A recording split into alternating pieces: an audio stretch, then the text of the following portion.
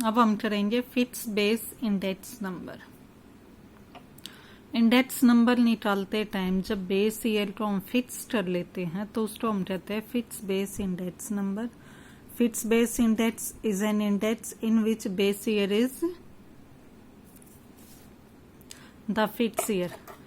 मान के चलो हम इस पे काम कर रहे हैं एग्जाम्पल के लिए 1990, 91, 92, 93, उसमें हमने 1990 को फिक्स कर लिया।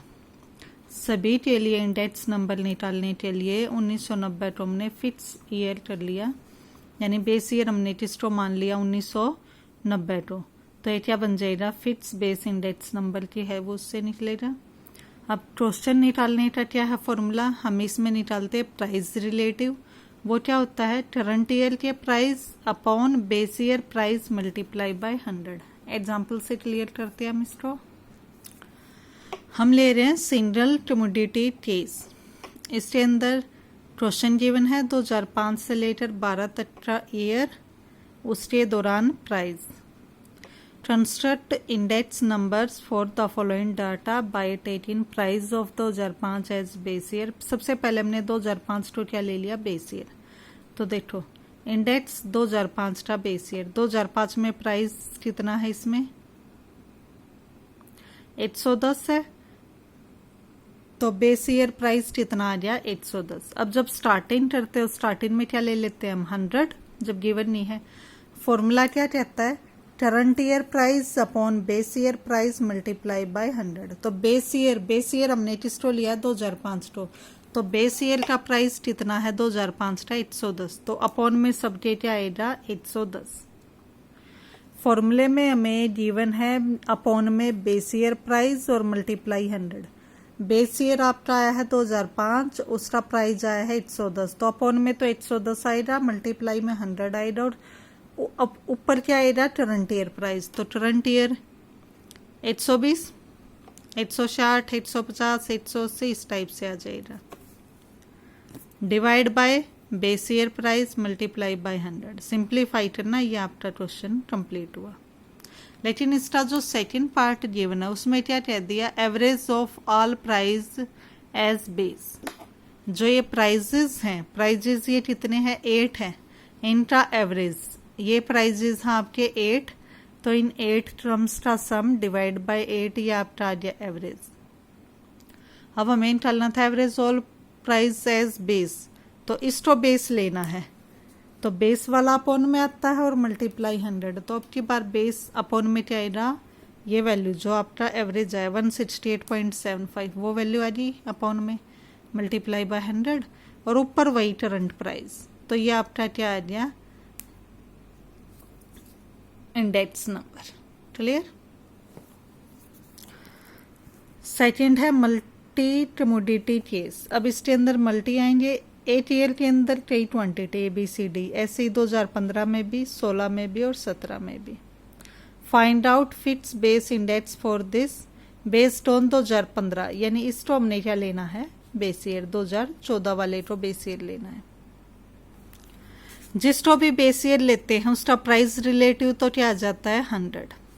अब 2014 को P0, 15 वाले प्राइस को P1, 16 वाले को P2, 2017 वाले को P3। अब अपॉन में क्या आता है base year price, base year कितना है 2014, तो अपॉन में ये वाला प्राइस आएगा।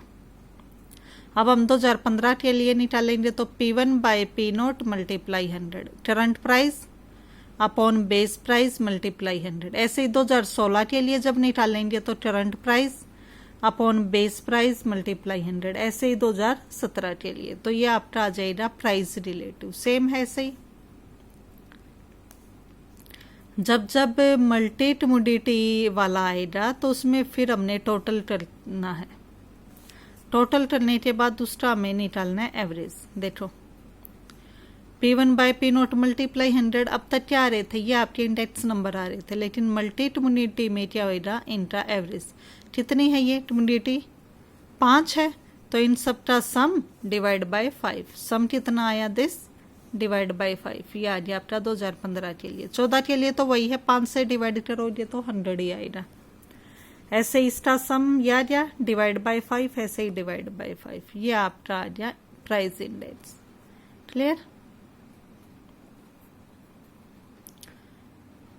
चेन बेस और फिट्स बेस इंडेक्स नंबर निकालने 2011 के लिए, ये आप कर सकते हो। दोनों का सेपरेट सेपरेट मैंने बता दिया है। अब आप इसने सिंप्लीफाई करना है। अगर बेस ईयर हमें गिवन ना हो तो जो स्टार्टिंग वाला ईयर होता है उसको हम बेस ईयर ले लेते हैं। तो अब आपने ट्राई करने हैं। उसके बाद चेन बेस इंडेक्स और फिट्स बेस इंडेक्स की कुछ मेरिट्स और डिमेरिट्स हैं। फिट्स बेस इंडेक्स तो क्या होता है, उसके बेस ईयर हमेशा फिक्स होएगा, लेकिन चेन बेस इंडेक्स में क्या होएगा, प्रीसीडिंग आता रहता है, बेस चेंज होता रहता है। अब जब आप फिट्स बेस इंडेक्स निकाल रहे हो तो प्राइस रिलेटिव फॉर्मूला यूज कर रहे हो, लेकिन जब आप चेन बेस इंडेक्स निकाल रहे हो तो उसका बेसिस किसका ले रहे हो, लिंक्ड रिलेटिव का। Fits base index long term के लिए होता है, लेकिन chain base index short term के लिए होता है। फिट्स वाले में वस्तुओं में परिवर्तन नहीं किए जा सकते, लेकिन चेन बेस इंडेक्स में ये वैल्यूज इंक्लूड होती हैं। फिट्स बेस इंडेक्स इजी होता है निकालना बजाय कि चेन बेस इंडेक्स के। क्लियर? तो ये आपकी चेन बेस इंडेक्स और फिट्स बेस इंडेक्स की कुछ मेरिट और डिमेरिट थी। अब आपने फेयर नोटबुक पे ये एक्सरसाइज 1 सॉल्व करनी है, ये आप ट्राई कर सकते हो। नेक्स्ट है बेस कन्वर्सन, ये हम नेक्स्ट वीडियो में करेंगे।